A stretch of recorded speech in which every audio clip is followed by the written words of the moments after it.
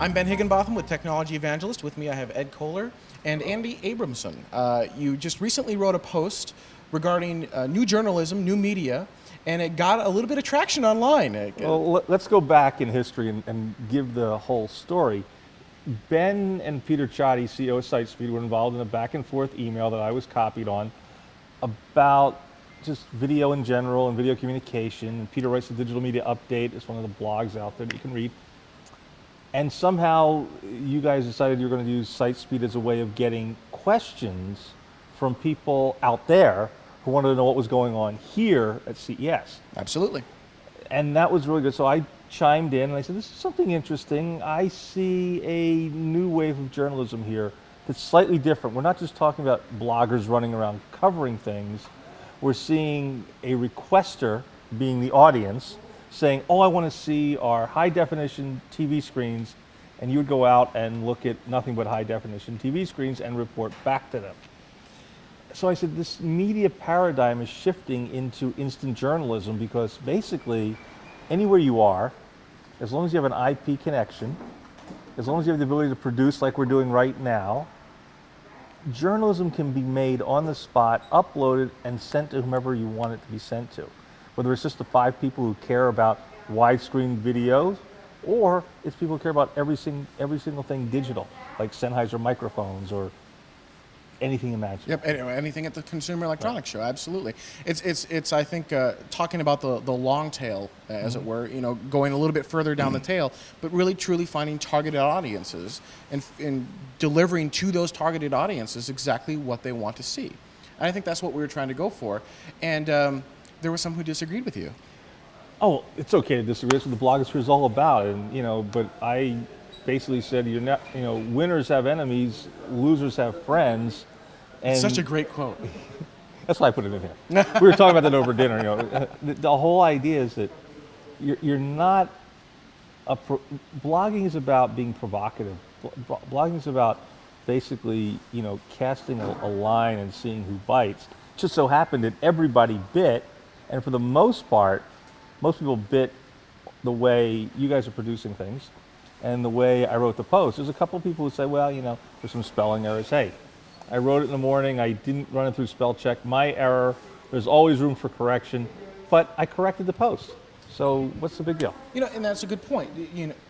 When you're communicating an idea, does the grammar and spelling really matter, or where's that line? Well, I can tell you that most talk radio in America, there is no grammar or spelling whatsoever, obviously. We're talking instant extemporaneous thought. And though some bloggers will write perfect prose all the time and spend hours wordsmithing a post, I'm somebody who's going to write a lot and post often. I'm like the people in Chicago, vote early and vote often. I believe in blog early, blog often, post as much as you can, get your story out there. It's the thought that matters in this case. And what we're talking about here is, and it was great, some people have already compared us to Hunter Thompson and Tom Wolfe and other great writers, that we're looking at a change in how media is produced, or news is produced, how it's gathered, how it's disseminated, and how and where it's watched. And it's no longer just read in the paper in the morning. You're not waiting until the newsboy delivers the paper in the morning to find out what happened yesterday.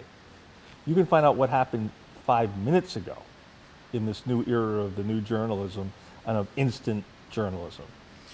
But in that instantaneously, see, I'm making up words just for the, in being so instant, do we lose the spelling, we lose the grammar?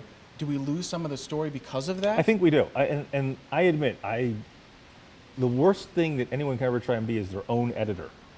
Because you know what you're trying to write, and you know what you're saying, so you're looking at it and you're seeing it differently. So unless you print it out, read from the bottom, catch everything going that way, it's very hard to edit your own copy. Now, some people will be better at it than others, but I personally write to tell the story.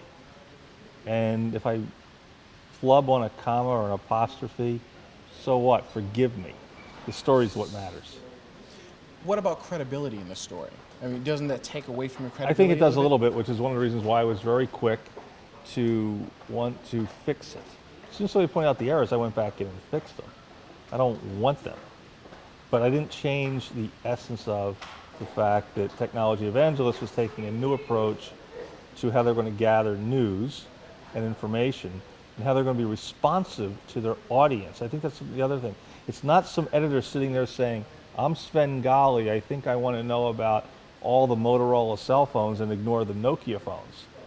If 100 people said, Ben, Ed, we want to know about Nokia N-series phones, then, like these, little N80, Internet Edition, it does voice over IP and all kinds of cool stuff.